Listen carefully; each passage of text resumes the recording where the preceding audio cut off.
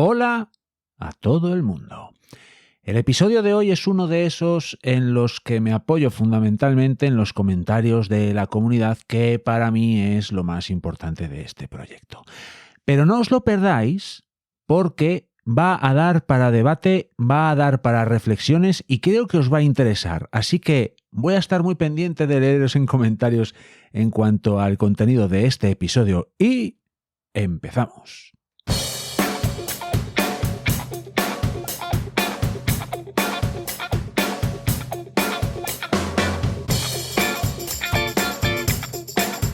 Hola a todo el mundo, bienvenido, bienvenida a Dani Cultura.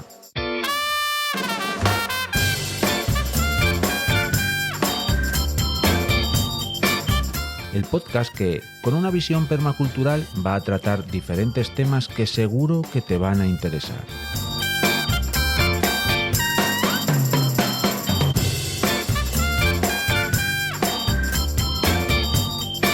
El proyecto nace en un canal de YouTube del mismo nombre. Te invito a que te suscribas.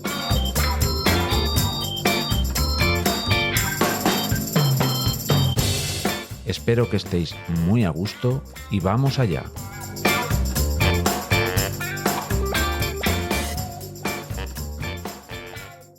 Pues vamos allá, efectivamente, porque hoy hay mucha tela que cortar, ya lo veréis.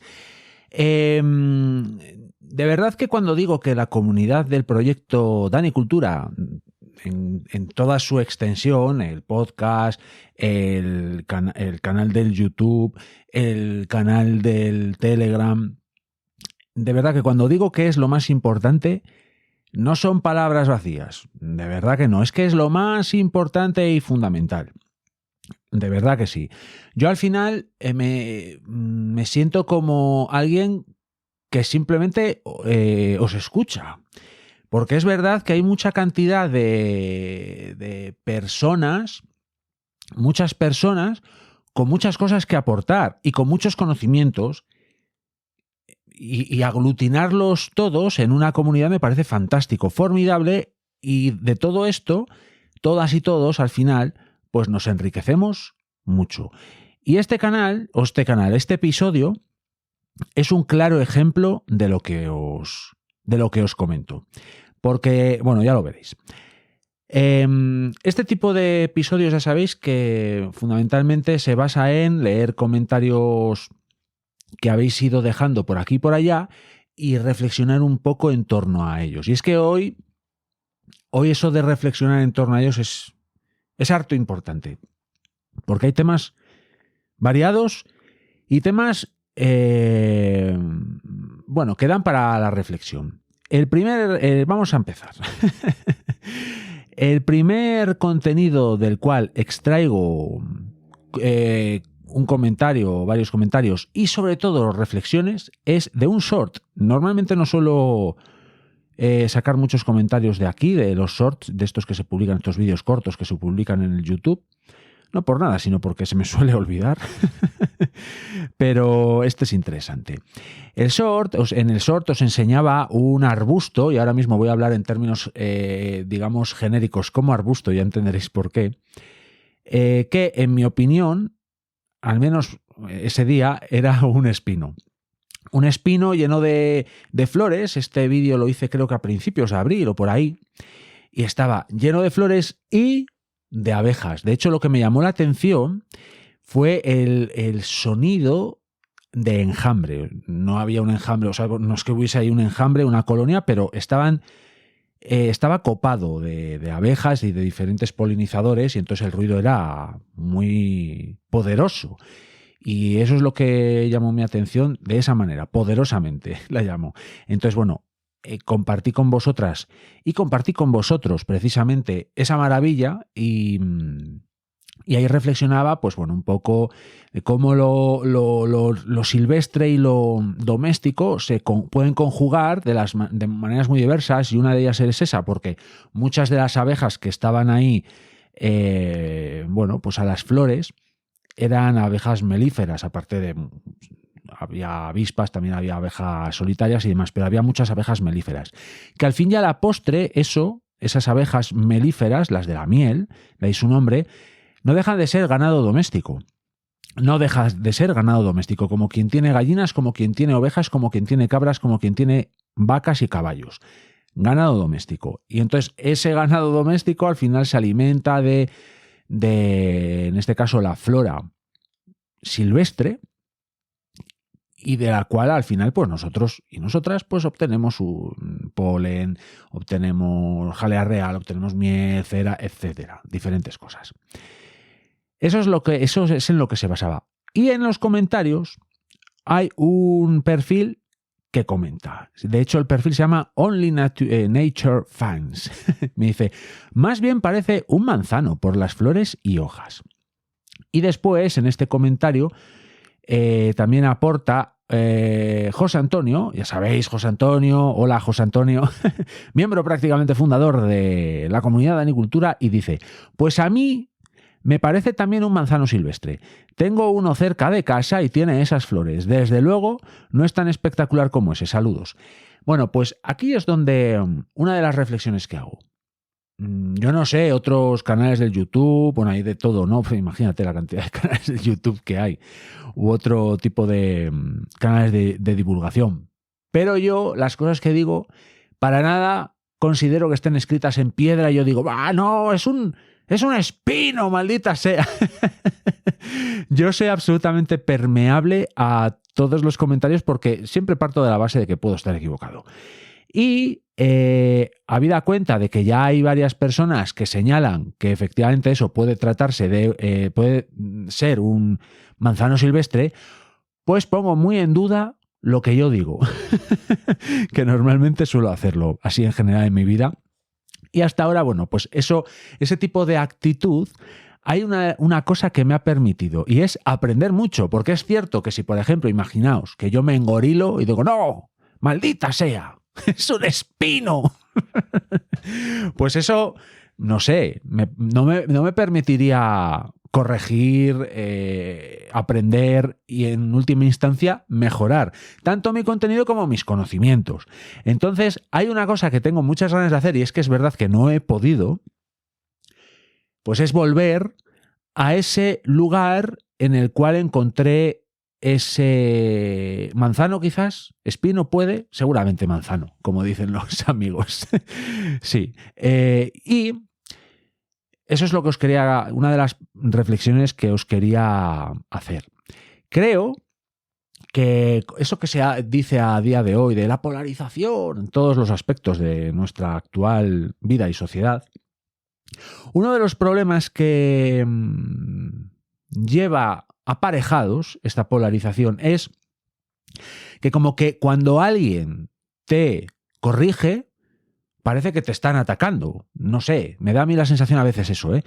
Yo para nada tengo ese concepto de ese tipo de correcciones o apreciaciones en torno a las cosas que yo pueda decir. Como digo, esta manera de actuar que siempre he llevado en mi vida y aquí en el canal también, pues eso me permite al final pues reflexionar sobre mis propias ideas y ser consciente de que puedo siempre estar equivocado y que por supuesto, y eso doy casi por hecho, hay una gran masa de personas que saben muchas más cosas que yo, por supuesto. Y yo al final me nutro también de esos conocimientos del colectivo, de la comunidad. Por eso siempre digo, es una de las razones por las que digo, que la comunidad de Danicultura es lo más importante del proyecto. ¿Por qué? Porque al final es como que esta comunidad aglutina diferentes saberes y diferentes mentes y diferentes sensibilidades. Y eso, al final, alimenta a todos los miembros de esta comunidad. Por tanto, el colectivo, la sociedad que se genera esta comunidad es de un valor incalculable, pero ya no solo a nivel danicultura, sino, pensadlo, a nivel sociedad. Esa debería de ser la mayor herramienta del ser humano. ¿Por qué? Porque el ser humano al final somos animales. Ya sabéis que ya lo dije la última semana que hice podcast, que somos naturaleza y nosotros tenemos nuestras propias características como parte de esa naturaleza. Y una de nuestras características es que somos unos animales sociales. Imaginad una abeja precisamente melífera o que una colonia de abejas melíferas pues fuesen cada una a su bola y no sé, pues no tendría sentido, ¿no? Esa colonia no tendría sentido. Pues nosotros vivimos un poco como las abejas, como las hormigas, como los diferentes primates sociales. Pues eso, en sociedad, en comunidad. Y al final debemos de, como tal, como comunidad, pues un poco fortalecernos y no individualizarnos. Y una de las características de esta época que vivimos, tan turbocapitalista, que ya sabéis que es como yo la defino, turbocapitalista, es como que nos individualizan, nos compartimentan. Y ese es uno de los problemas que hay a día de hoy, entre otras cosas, ¿no? Entonces, ¿qué ocurre? Que debemos de ser permeables a lo que nos dicen. Por supuesto, tenemos que tener filtros, tampoco podemos ser ingenuos, ¿no? Puede que haya pues personas que con dolo pues intenten pues trasladarnos pues no sé, aspectos, ideas pues malignas, por decirlo así, o negativas. De manera gratuita no, pero tenemos que tener también nuestro cribado, ¿no? Pero en principio, por ejemplo, todo lo que sea, como digo, insisto, una vez más en la comunidad de Danicultura, todo lo que se ha ido creando en torno a ella, pues es que no hace más que alimentarnos a todos y todas. De hecho, Raúl, una de las personas, hola Raúl, uno de los nuevos integrantes de la comunidad del Telegram, que es curioso porque hay un patrón bastante común dentro de la comunidad de Danicultura, que es la humildad. De verdad que lo creo. Y es que además es que es así. ¿Por qué? Porque Raúl entró diciendo, yo tampoco sé mucho. Bueno, pues Raúl controla de injertos. Madre mía, Raúl, lo que controlas de injertos. Nos está dando una clase magistral a todos y todas ahí en la comunidad del Telegram acerca de cómo hacer injertos. Y bueno, Raúl, muchas gracias. Y gracias por tu generosidad. Y al final todo eso, pues todo este tipo de mentes y de sensibilidades que se aglutinan en Danicultura están haciendo de ese colectivo algo súper enriquecedor que a mí me encanta.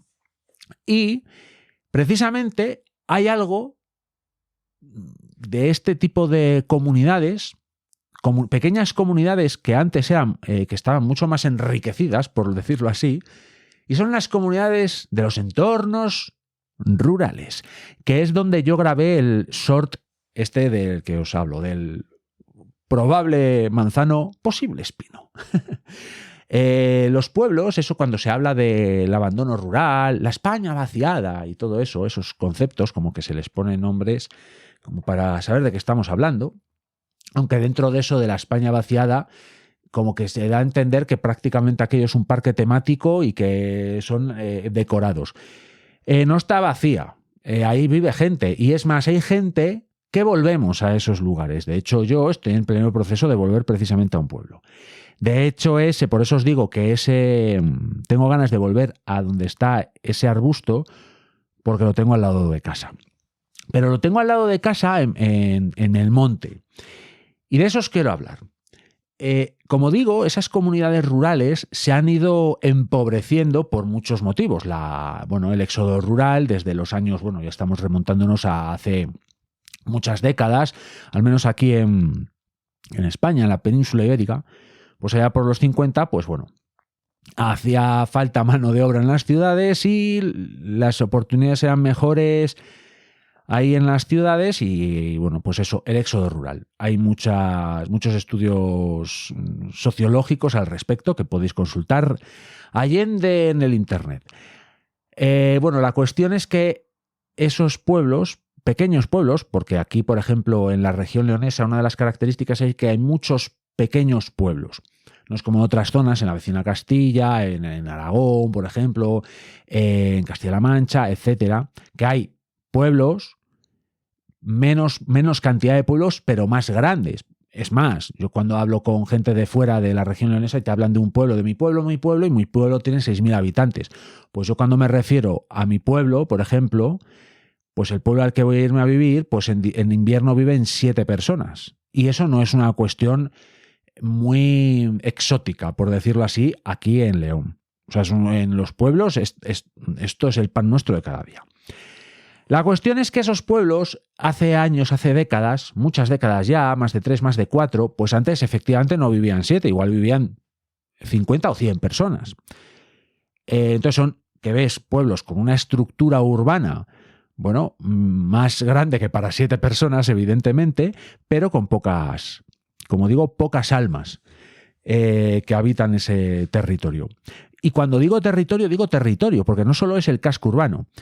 En los pueblos no solo se hacía vida, evidentemente, en el casco urbano, ni se hace vida a día de hoy en el casco urbano. Digamos, usaba todo, o sea, todo el territorio, todo, por ejemplo, el territorio de la Junta Vecinal. ¿Cómo y para qué? Bueno, pues para muchas cosas, pues por ejemplo huertas, por ejemplo pastos, por ejemplo suertes de leña, por ejemplo setas, por ejemplo diferentes utilidades y usos que se le daban al territorio. Y había ahí, como ya lo he dicho más de una vez, creo que una coexistencia con el medio natural bastante equilibrado. Es cierto, para los más y las más susceptibles, que efectivamente hubo sobreexplotaciones en muchos sitios, por supuesto. Y eso, yo no abogo por ese tipo de sobreexplotaciones. Imaginaos que ahora pues la gente empieza a volver locamente a los pueblos y venga, suertes de leña y deforestamos el territorio. Pues no es la idea. No es la idea. Pero es cierto que ahora como que hemos pasado a un escenario absolutamente radical por el otro lado. Y es que, como hay tan poca gente, no se hace uso de pues todo lo que hay alrededor en la Junta Vecinal. ¿Y qué ocurre? Que, ya lo he comentado en algunos otros contenidos aquí en Danicultura, pero se da que la natura recupera los espacios que, por ejemplo, el ser humano durante siglos pues, ha estado ocupando, con mejor o peor acierto. Pero, por ejemplo, y centrándonos ya en el sort, este manzano o espino, ya lo veremos, tengo pendiente hacer el vídeo cuando vuelva allí a ver si tiene manzanitas. La cuestión es que este espino o rosal silvestre, que es a lo que me refiero, o manzano, como digo, está en un viejo y olvidado sendero, que por cierto me llama mucho la atención para poner la cámara de fototrampeo. La cuestión es que el día que fui por allí venía precisamente de comprobar a ver qué había captado la cámara de fototrampeo.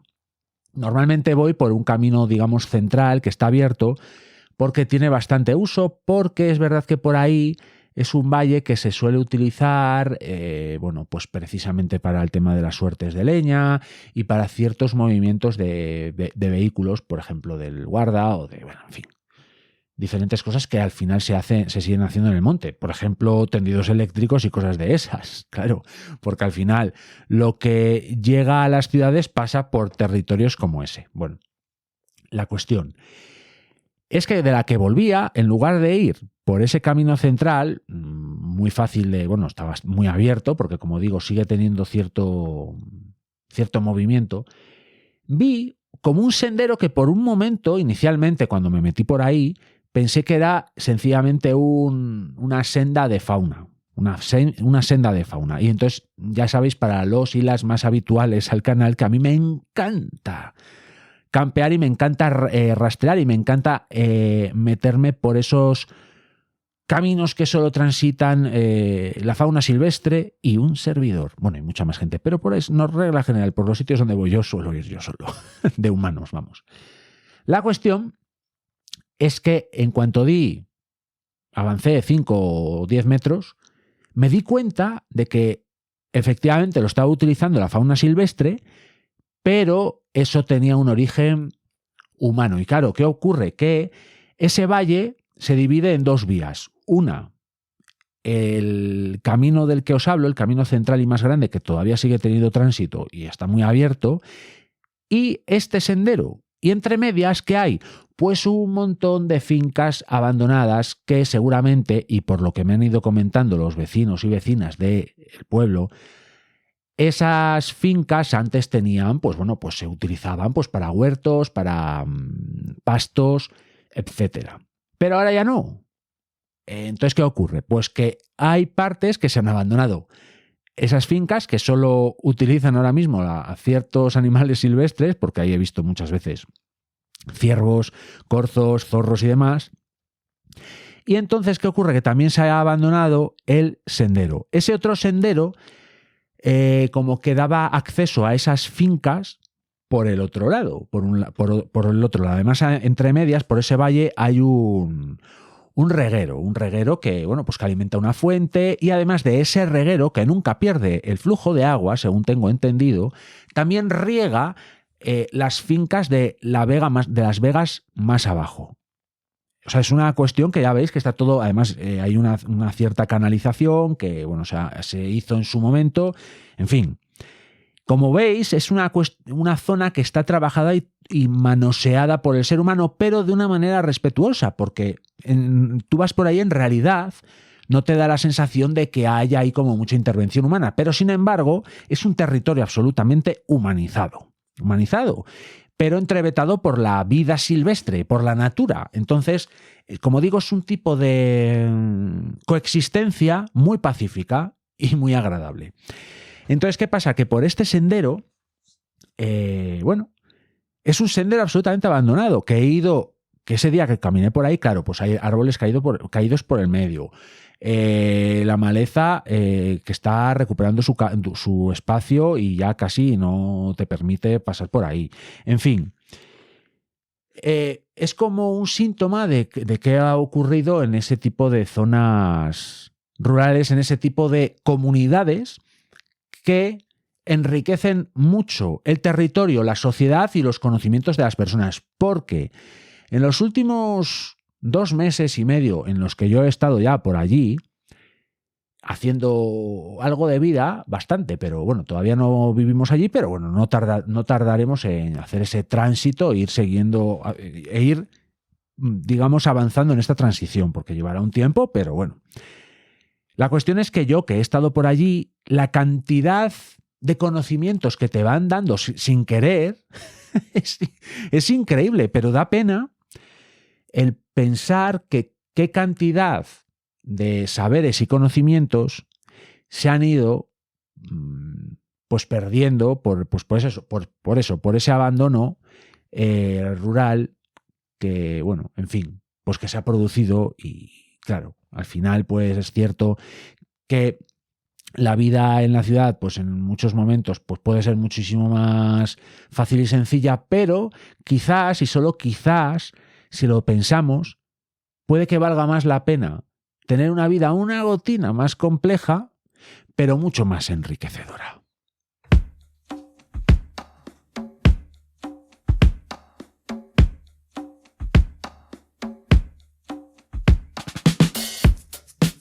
¿Quieres ayudar al proyecto Dani Cultura? Puedes hacerlo de muchas maneras.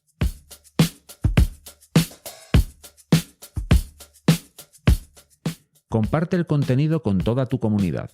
Comenta, interactúa, por supuesto, suscríbete al proyecto y únete a la comunidad del Telegram.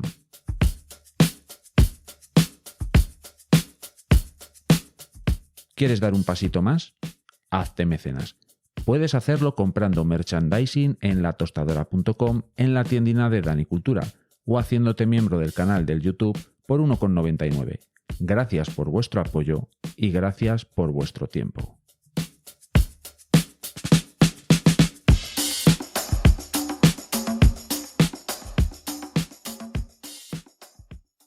Ya veis, si un short me ha dado, de unos pocos segundos, me ha dado para reflexionar en torno a ese posible rosal silvestre o manzano silvestre, o ya veremos con el paso del tiempo qué diablos es ese arbusto.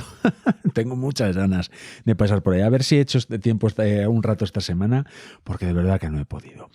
Y ya paso a otro contenido de Dani Cultura. De hecho, paso a ese que hice, que llamé, que dije que era, es un episodio del podcast y que di en titular como Somos naturaleza, debemos de volver ahí, que está un poco relacionado con todo esto que he ido comentando. Y es que, para poneros contexto, hablo de que ya sabéis que yo siempre acabo diciendo que somos naturaleza. De hecho, ya lo he dicho en el episodio que estáis escuchando ahora mismo, ya lo he comentado. Y de verdad que lo creo, pero de corazón, que somos naturaleza. Y el tema y el hecho de no ser conscientes de ello acarrea muchos problemas derivados. Y el ejemplo que puse es como el tema de, por ejemplo, nuestras casas. Si nosotros no somos conscientes de que la casa es nuestra, ¿no? Pues si se rompe la ventana, ¿qué más nos da, no? Y por ahí entra frío, agua y demás y se va deteriorando el interior de la vivienda. De igual forma, si a nosotros no somos conscientes de que la naturaleza es nuestra casa, la casa común de toda forma de vida aquí en el planeta Tierra, si eso nosotros no lo entendemos como nuestra casa, ¿qué más da? Que el cambio climático, ¿qué más da? Que los microplásticos, ¿qué más da? Que la acidificación de los océanos, eso nos da igual. Pero no, es nuestra casa y todo eso son deterioros del planeta y del sistema planeta que al final va en nuestra contra. Todo esto es un poco así generalizado. Y aquí, generalizado el tema, de lo que hablaba ahí. Id ahí a echar una escuchada porque os va a interesar si os gusta este tipo de reflexiones. Y en este contenido, José Antonio deja un comentario que, José Antonio, tengo que decirte que es que, ya te lo dije, es una verdadera maravilla. Y os lo paso a leer. Hola, Dani. Por experiencia propia, veo muy difícil ser naturaleza viviendo en las ciudades. Acabas comprando en los supermercados porque la mayor parte del pequeño comercio ha tenido que cerrar y ni te planteas si esas naranjas son de temporada o son origen Sudáfrica, mientras están talando naranjos de la poca huerta cercana que tienes en tu provincia para plantar aguacates que tampoco comprarás, porque en la sección de verduras serán todos de Perú. En la ciudad vives desconectado de lo natural y las personas que te rodean. La clave es volver a vivir en los entornos rurales. Eso lo cambia todo. La conexión con la naturaleza, la responsabilidad con el medio ambiente, el aprecio por lo local, el valor de la vecindad, la percepción del tiempo, el amor por la biodiversidad, el deseo de autosuficiencia y regeneración de tu entorno. Y desde luego, ya no puedes volver a ser un urbanita nunca más. Muchas gracias, crack, eres muy necesario para recordarnos de vez en cuando quiénes somos y dónde estamos. Joder, muchas gracias, José Antonio, por tus palabras. Y es que este comentario es oro molido. De verdad que sí. Es que además no puedo estar más en sintonía con todo esto. Pero tengo un apunte que he ido reflexionando. Yo no sé si es más el hecho de vivir en ciudades que cómo se puede vivir en ciudades. Por supuesto que el hecho de vivir en un pueblo, en una comunidad más pequeña, que duda cabe, que yo de hecho estoy haciendo ese cambio, te ata mucho más o te, por decirlo así, te conecta más a la naturaleza. Por supuesto, es que de hecho vives ahí, vives prácticamente en la naturaleza. La naturaleza es algo muy epidérmico para ti viviendo allí. Lo poco que ya estoy haciendo allí, es que os voy a contar una anécdota.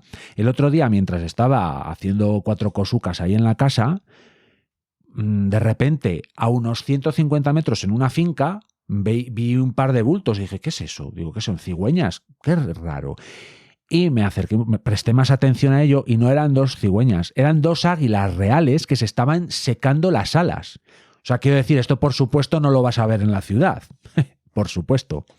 Sin embargo, el cómo vivir en las ciudades también es diferente. O sea, hay diferentes maneras de vivir en la ciudad. Por ejemplo, esa vida de barrio que también se ha ido perdiendo en las ciudades, ya no sé si nos conecta tanto a a la naturaleza como tal, pero sí que nos conecta un poco con nuestra naturaleza de animales sociales y nuestra conciencia de sociedad, con nuestra conciencia de comunidad e incluso nuestra conciencia de clase. Sí, amigos y amigas, porque esto al final no ha cambiado mucho desde hace 2 siglos.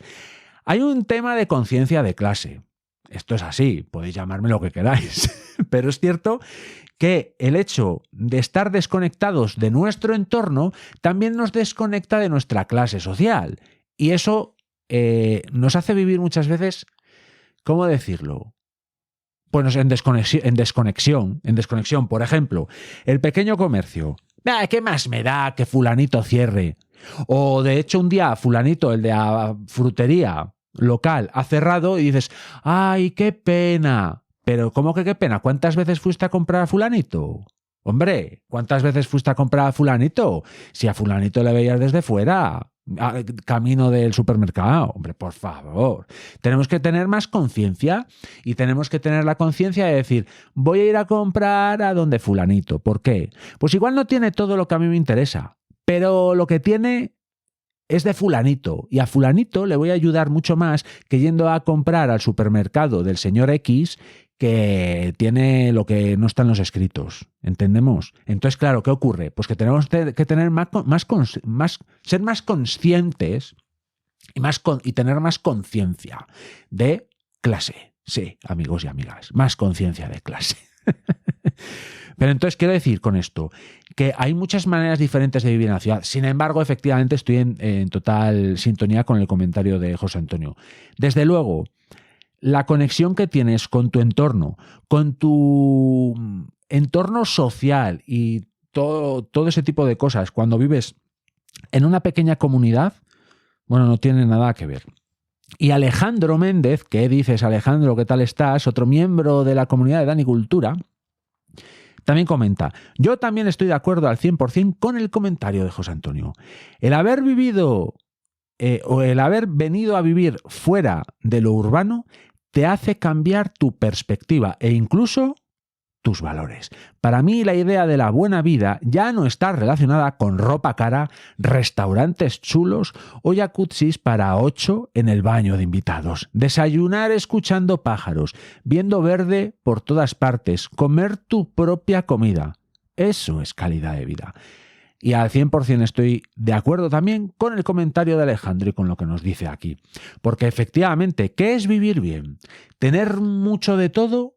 O tener lo justo de lo verdaderamente importante. Porque es cierto que, no sé, bueno, esto que comenta Alejandro, no sé hasta qué punto es súper importante tener mucho de todo o tener ciertos, entre comillas, lujos. ¿Qué es un lujo? Porque para mí un lujo precisamente es haber visto esos dos ejemplares de águila real secando las alas con ellas extendidas. Bueno, es que paré de hacer todo lo que estaba haciendo y es que me quedé 15 minutos embobado mirando esas prodigiosas aves rapaces. Increíble, pero ya no voy a ese extremo de ver águilas rapaces o águilas reales prácticamente a las puertas de casa. Simplemente salir al corral y escuchar a las golondrinas cantar, tan cantarinas que son ellas, o qué sé yo, o ver toda la floración que hay ahora mismo, o qué sé yo, ese tipo de cosas. O plantar tus propios tomates y ahí hacer luego hablaremos precisamente de los tomates, en fin. Eso para mí es calidad de vida. No digo que todo el mundo tenga que tener mi visión, desde luego, pero sí que deberíamos de tener una visión en común. Y precisamente es eso, no perder de vista nuestra naturaleza, no perder de vista jamás la naturaleza. Y Tania, hola Tania, ¿qué tal estás? Muchas gracias por tus comentarios. También comenta, concuerdo con todos los comentarios hasta ahora y comparto la experiencia de una ciudad europea a un pueblito costero al otro lado del planeta. Dentro de ese contexto hay que estar muy troncado para no abrirse a la vieja conexión con nuestro entorno vivo. Cariños, da esperanza que cada vez somos más caminando estas sendas. Y efectivamente, Tania, yo también tengo la sensación de que cada vez somos más los que tenemos y las que tenemos esta visión. Me da la sensación, es más, por toda la zona en la que yo voy a estar habitando, me he estado fijando que cada vez hay más gente que está haciendo ese retorno, al menos a esas zonas. No es que sea una cuestión en masa, pero sí que me da la sensación de que cada vez hay más personas que que quizás están compartiendo estas visiones que hemos puesto en común un poco aquí en este contenido del canal del YouTube. Y paso al tema de los tomates. Al tema de los tomates ya, y bueno, es un vídeo que puse en el canal del YouTube que titulé sencillamente Cultivo de tomate 2026. No hay lugar a dudas de lo que voy a hablar ahí. Pues eso, que ya he plantado los tomates y hay varios comentarios y me vuelve a retrotraer un poco a eso de abrirme a los comentarios y a la comunidad y a todos los saberes que hay en ella. Os explico, os pongo contexto. Este año, debido a que ahora mismo, porque, tengo muchísimo más espacio, ¿no? Pero el huerto que ya he arrancado para esta temporada primavera-verano es un cachito bastante pequeño, de 4x4 más o menos, son como 16 metros cuadrados y así. Podría poner un super huerto en una finca que tenemos al lado de casa o en otra, pero ahora mismo, como estoy a 1000 cosas diferentes, pues lo más realista con mi tiempo y para que el huerto sea sostenible en todos los sentidos, al menos por ahora y por lo menos en esta temporada de primavera-verano 2026, lo mejor es hacerlo en ese huequecito que está dentro del corral de la propia vivienda. Entonces ahí voy a tener más tiempo para cuidarlo bien, pero por contra tengo poco espacio. Entonces, ¿qué pasa? Que la manera de llevarlo adelante he dado en titular como, es un huerto un poco punky, porque voy a cerrar mucho los marcos de plantación, voy a plantar ahí variedades que intenten tirar que aprovechen el plano vertical, como, plantas que puedan entutorarse, en fin. Va a ser un huerto un poco caótico, pero solo se vive una vez, maldita sea. Y una de las cosas que he implementado, yo nunca había plantado tomates injertados, ¿no? Entonces, la cuestión es eso, que he plantado tomates injertados. Nunca lo había hecho. He puesto, yo no me acuerdo cuántos he plantado. Ya no me acuerdo. Bueno, he plantado unos cuantos. El marco de plantación está muy cerrado, os lo garantizo. Me parece que los he puesto con 40 centímetros de separación o incluso un poquitín menos. Entonces, ya lo hice en alguna otra ocasión aquí en casa, en la casa de hasta ahora.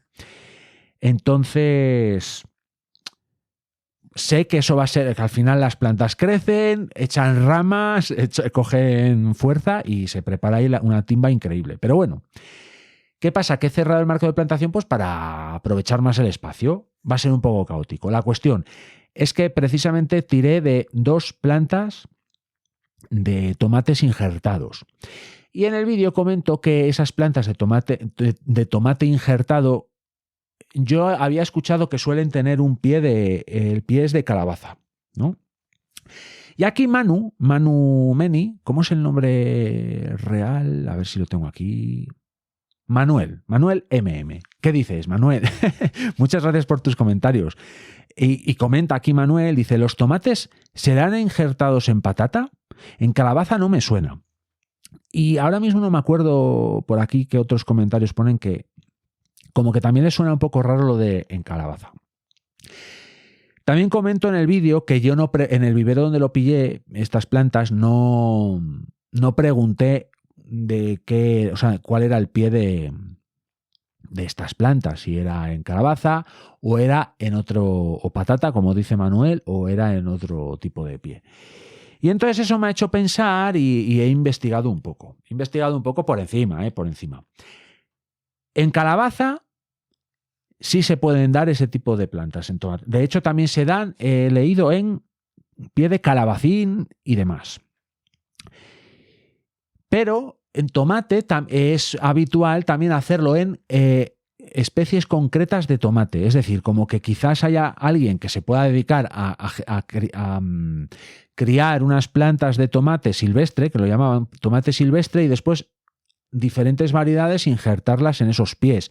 Pues ese tipo de tomates silvestres quizás pues tengan como una masa radicular como muy poderosa, y entonces eso como que coja más fuerza y cree unas plantas en coalición con ese injerto, pues mucho más poderosas, mucho más fuertes, mucho más productivas, ¿no? Bueno, entonces puede ser en calabaza, puede ser en tomate silvestre, puede ser en calabacín, se puede dar en diferentes pies. ¿Qué ocurre? Que, por desgracia, no lo pregunté, pero intentaré preguntarlo.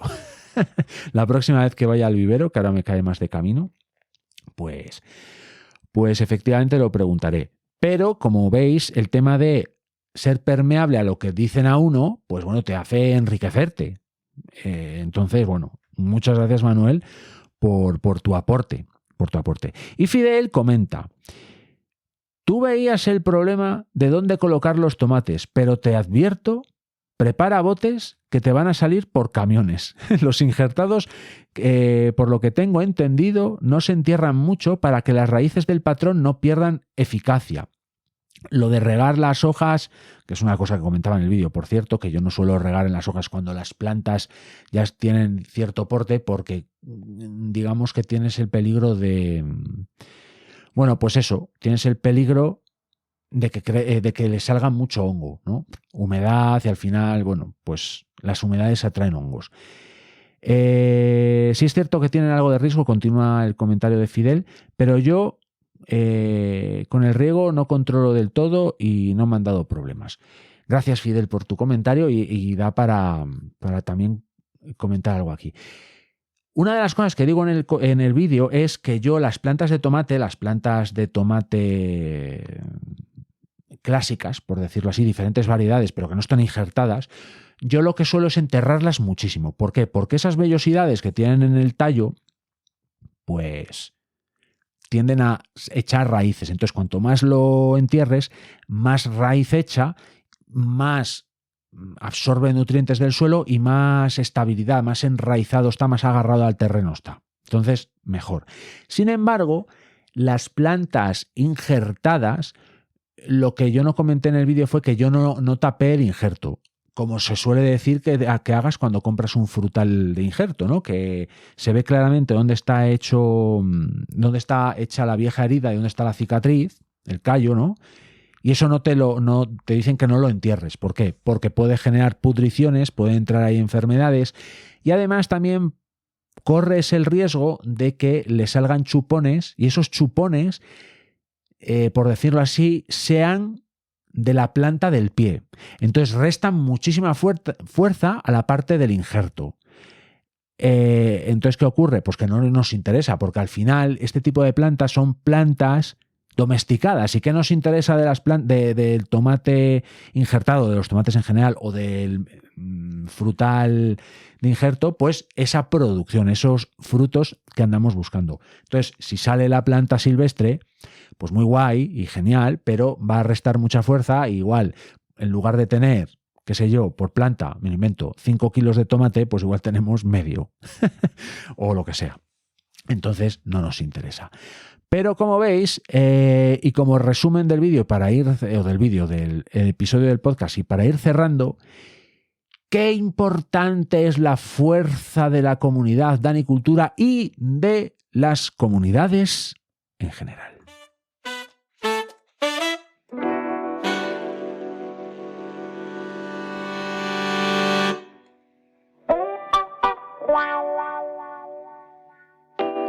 Ya veis que me da para mucho hablar esto de la comunidad, porque de verdad, insisto una vez más, que la comunidad Danicultura para mí de este proyecto es lo más importante.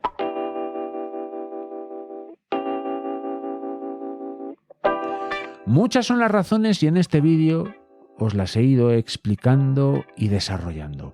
Pero es verdad que la mente colectiva, la mente de colmena, por decirlo así, es mucho más poderosa que la mente individual y las acciones individuales. Muchas pequeñas cosas pueden generar un todo muy potente y aquí en Danicultura siempre abogo por eso. Así que muchas gracias por estar ahí y vamos a seguir creando comunidad.